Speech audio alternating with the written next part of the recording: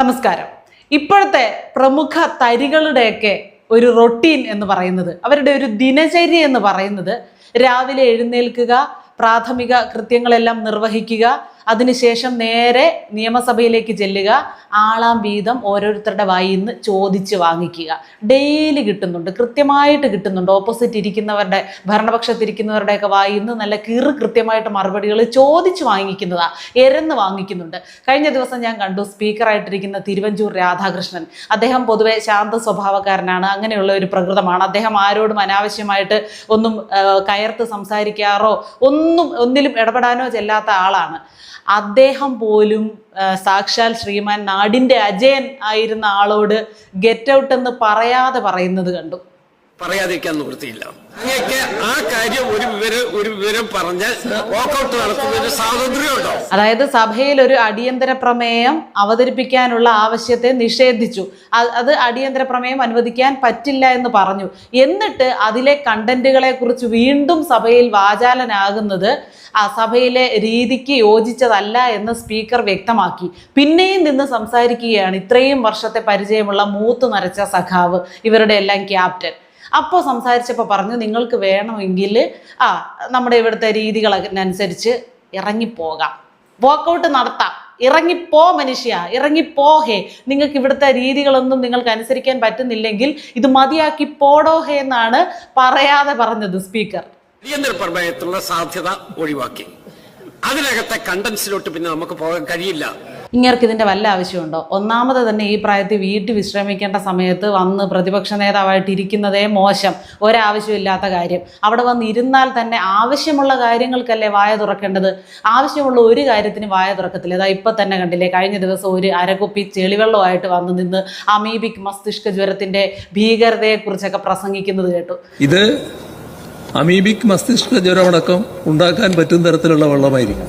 വലിയ രീതിയിൽ വലിച്ചു വാരി തൊണ്ട കീറുന്നത് കേട്ടു. എന്താവശ്യത്തിനായിരുന്നു? അതിൻ്റെയും വീഡിയോ ഉൾപ്പെടെ പുറത്തു വന്നിട്ടുണ്ട്, എവിടെ നിന്ന് ശേഖരിച്ചതാണെന്ന്.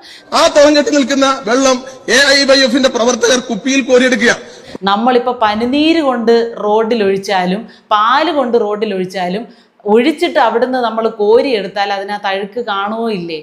കാണുമല്ലോ. മിനറൽ വാട്ടർ ഒഴിച്ചാലും വെള്ളം റോഡിൽ വീണ് കഴിഞ്ഞ് കോരിയെടുത്താൽ അത് ചെളിവെള്ളമായല്ലോ. റോഡിലെ അഴുക്കും ഈ വെള്ളവും കൂടെ മിശ്രിതമായിട്ടല്ലേ നമുക്ക് കോരിയെടുക്കാൻ പറ്റുന്നത്. കലക്ക വെള്ളമായിട്ടല്ലേ നമുക്ക് കിട്ടുള്ളൂ. അതങ്ങനെ കോരിയെടുത്തൊരു കുപ്പിയിൽ നിറച്ച് ഏതോ ഒരു അന്തം കൊണ്ട് കൊടുത്തു. രാജൻ ചേട്ടൻ്റെ കയ്യിൽ ആദ്യം കൊടുത്തു. രാജൻ ചേട്ടനാണെങ്കിൽ ഇന്നലെ ട്രോളി ഒരു പരുവാക്കുന്നുണ്ട് സോഷ്യൽ മീഡിയയിൽ. കീലേരി അച്ചുവിനെ പോലെ ചെളിവെള്ളത്തിലൊക്കെ ആറാടി നടന്ന് ആരെയൊക്കെ വെല്ലുവിളിച്ച് മുണ്ടുമൊക്കെ മടക്കി നെഞ്ചു വരെ കുത്തി നടക്കുന്നതൊക്കെ കണ്ടു. അതൊക്കെ പോട്ടെ, അതൊക്കെ അവരുടെ സംസ്കാരം, അവരുടെ ഇഷ്ടം, ശീലം. അവിടെ നിന്ന് അരക്കുപ്പി കലക്കവെള്ളം റോഡിൽ നിന്ന് കോരി ഒരു അന്തം കമ്മി കൊടുത്ത് അതും കൊണ്ട് നിയമസഭയിൽ വന്ന് നിന്ന് സംസാരിക്കണമെങ്കിൽ ഈ പിണറായി വിജയൻ്റെയൊക്കെ നിലവാരം എവിടെ നിൽക്കുകയാണ്? ഇത്രയും നാൾ ഈ നിയമസഭയിൽ വന്നിരുന്നതിൻ്റെ എങ്കിലും ഒരു ഗുണം കാണിക്കണ്ടേ? ഇതൊന്നുമില്ല.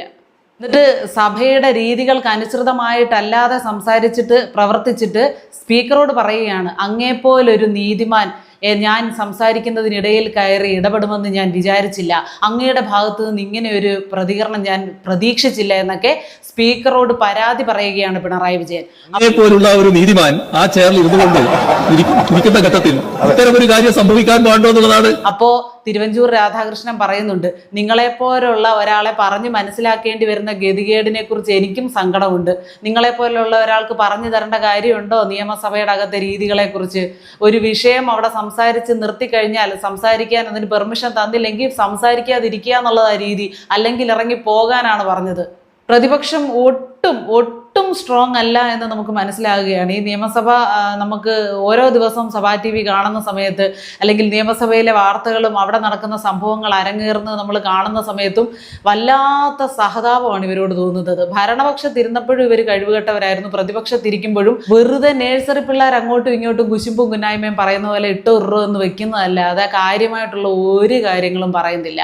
ഇപ്പൊ രാഹുൽ മാങ്കൂട്ടത്തിനെ പോലുള്ള ഒക്കെ ആളുകൾ, കോൺഗ്രസ് പാർട്ടിയിൽ നിന്നും പുറത്താക്കപ്പെട്ട ആളുകൾ പോലും ഇരുന്നുകൊണ്ട് എല്ലാ ദിവസവും ഡെയിലി പൊങ്കാല ഇടുന്ന തരത്തിലേക്ക് ഇവരുടെയൊക്കെ അവസ്ഥ മാറുകയാണ്. അതിദയനീയമായിട്ടുള്ള അവസ്ഥയിലേക്കാണ് ഇവർ പോകുന്നത്. ഇവർ ഈ 35-ൽ നിന്നും 3-ലേക്ക് പോകാനുള്ള പരമാവധി വ്യഗ്രത ഇവർ കാണിക്കുന്നുണ്ട്.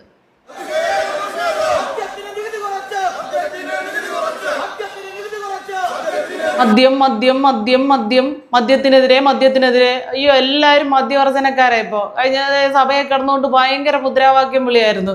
എന്നിട്ട് വാച്ചാൻ വാർഡിനെയൊക്കെ വിളിച്ച് ഒരു സീൻ ഉണ്ടാക്കാൻ ഞങ്ങൾ ഇവിടെ എന്തോ പ്രതിഷേധമൊക്കെ കാഴ്ചവെച്ച് സഭയെ വിറപ്പിച്ചു, ഭരണപക്ഷത്തെ എല്ലാവരെയും ഞങ്ങൾ ഒരു നിമിഷം മുന്നിൽ നിർത്തി എന്നൊക്കെ വാർത്തയിൽ വരാൻ വേണ്ടിയിട്ടുള്ള ഒരു ബുദ്ധിമുട്ടാണ് കാണിച്ചു കൂട്ടിയത്. അതിനുവേണ്ടി നന്നായിട്ട് അവരതിനുവേണ്ടി അവിടെ കാണിച്ചു കൂട്ടാവുന്ന കോലാഹലമൊക്കെ കാണിച്ചു കൂട്ടിയിട്ടും സ്പീക്കർ പറഞ്ഞു, നിങ്ങൾ എത്ര കടന്ന് ബഹളം വെച്ചാലും പ്രതിഷേധിച്ചാലും മുദ്രാവാക്യം വിളിച്ചാലും വാച്ചാൻ വാർഡിനെ ഒന്നും ഞാൻ വിളിക്കുന്ന പ്രശ്നം ഉദിക്കുന്നില്ല, വേണമെങ്കിൽ ഇറങ്ങിപ്പോകാം, അല്ലെ അവിടെ നിന്ന് മുദ്രാവാക്യം വിളിച്ചോ, അല്ലെങ്കിൽ അവരവരുടെ സീറ്റിൽ പോയി മര്യാദയ്ക്ക് ഇരിക്കുമെന്ന് പറഞ്ഞു. ആരും അനങ്ങിയില്ല. ഏതായാലും നിങ്ങളുടെ ഒരു പ്രതിഷേധം കഴിഞ്ഞല്ലോ. എത്ര പ്രതിഷേധം ഉണ്ടായാലും ശരി, ഞാൻ വാച്ചാൻ വാർഡിനെ വിളിക്കുന്ന പ്രശ്നമില്ല. എന്തൊരു കോമാളിത്തരമല്ലേ കാണിക്കുന്നത്. വെറും കോമാളികളായിട്ടാണ് അവിടെ കുത്തിയിരിക്കുന്നത്. കോമാളിത്തരമാണ് കാണിക്കുന്നത്. എന്തെങ്കിലും വികസന പദ്ധതികൾ മുന്നോട്ട് ഭരണപക്ഷം വെക്കുമ്പോൾ അതിനെ എതിർക്കുന്നവരായിരിക്കരുത് പ്രതിപക്ഷം. പ്രതിപക്ഷം എന്ന് പറഞ്ഞാൽ ഭരണക്കാര് എന്തെങ്കിലും ഒരു തെറ്റായ പ്രവണത കാണിക്കുകയാണെങ്കിൽ, അല്ലെങ്കിൽ അത് അന്യായമാണ് എന്ന് പൊതുജനത്തിന് മൊത്തം ബോധ്യമുള്ള കാര്യത്തിനെ എതിർക്കുക, ശക്തമായിട്ട് എതിർക്കുക, ന്യായത്തിന് വേണ്ടി വാദിക്കുക, ഇതൊക്കെ ചെയ്താൽ നല്ലത്. നിങ്ങൾ ഇവിടെ ഭരിച്ചുകൊണ്ടിരുന്ന കാലത്ത് ഉണ്ടാക്കാവുന്ന മാക്സിമം ബാറുകളും ഉണ്ടാക്കി, പരമാവധി ആളുകളെ കുടിയന്മാരും ആക്കി, ലഹരിക്ക് അടിമകളും ആക്കി, പരമാവധി മുതലാളിമാരെ സുഖിപ്പിച്ച് നിർത്തിയിട്ട് ഇങ്ങോട്ട് ഇറങ്ങിക്കഴിഞ്ഞ ഉടനെ മദ്യം വിഷമാണ്, അത് ഉണ്ടാക്കരുത്, കൊടുക്കരുത്, കുടിക്കരുതെന്ന് ശ്രീനാരായണ ഗുരുദേവൻ പറഞ്ഞതൊക്കെ ഏറ്റു പറഞ്ഞുകൊണ്ട് നടന്ന അത് ആരംഗീകരിക്കാൻ പോകുന്നു? പരമാവധി മദ്യവും ലോട്ടറിയും വെച്ചല്ലേ നിങ്ങൾ പിടിച്ചു നിന്ന് പോയത്, നിങ്ങളുടെ കുടുംബം പിടിച്ചു നിന്ന് പോയത്. എന്നിട്ട് ഇങ്ങനെയൊക്കെ കാണിക്കുന്ന എന്തൊരു തോന്നിയാസമാണ്. സഭയുടെ അച്ചടക്കത്തിന് വലിയ രീതിയിലുള്ള ലംഘനമാണ് ഇവർ തുടർച്ചയായിട്ട് ഉണ്ടാക്കിക്കൊണ്ടിരിക്കുന്നത്. ഇവർക്ക് യാതൊരു കാര്യവും പറയാനില്ല.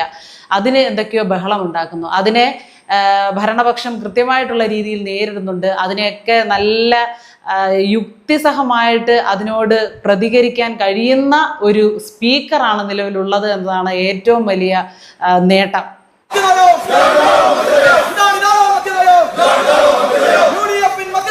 വളരെ ബുദ്ധിപരമായിട്ട് ഇവരെ കൈകാര്യം ചെയ്യാൻ, ഇവരുടെ നീക്കങ്ങളെ കൈകാര്യം ചെയ്യാനും ഇവരെ നേരിടാനും പ്രാപ്തിയുള്ള ഒരു സ്പീക്കറാണ് ശ്രീ തിരുവഞ്ചൂർ രാധാകൃഷ്ണൻ. അതുകൊണ്ട് നിങ്ങളുടെ ഒരുമാതിരിപ്പെട്ട പ്രഹസനങ്ങളൊന്നും, നിങ്ങളുടെ കോമാളിത്തരങ്ങളൊന്നും, നിങ്ങളുടെ ബുദ്ധിയില്ലായ്മയൊന്നും സഭയിൽ വിലപ്പോവില്ല എന്നുകൂടി മനസ്സിലാക്കിക്കൊള്ളുക. പിന്നെ പരമാവധി കാര്യങ്ങൾ ജനങ്ങൾ കാണുന്നുണ്ട്. എഡിറ്റഡ് സാധനമാണ് പുറത്തു വിടുന്നതെങ്കിൽ പോലും അവിടെ നടക്കുന്ന കാര്യങ്ങളെക്കുറിച്ചുള്ള ഏകദേശ ധാരണ പൊതുജനങ്ങൾക്കും കിട്ടുന്നുണ്ട് വീഡിയോ കാണുന്നതിലൂടെ. അതുകൊണ്ട് കൂടുതൽ അവിടെ ചാടാതെ അടങ്ങിയിരുന്ന് നിങ്ങളുടെ ജോലി എന്താണെന്ന് വെച്ചാൽ അത് ചെയ്യുന്നതായിരിക്കും നല്ലത്. പിണറായി വിജയൻ്റെയൊക്കെ അവസ്ഥയിലുള്ള വലിയ സഹതാപം, വലിയ രീതിയിലുള്ള സഹതാപമൊക്കെ ആ മനുഷ്യനോട് തോന്നുന്നുണ്ട് കേട്ടോ. കാരണം ഇത്രയും മുതിർന്നൊരു നേതാവായിട്ട് ഈ അവസ്ഥയിൽ അവസാന കാലത്ത് ആകേണ്ടി വന്നല്ലോ എന്നുള്ള ഒരു സഹതാപം കൂടി രേഖപ്പെടുത്താൻ ആഗ്രഹിക്കുന്നു.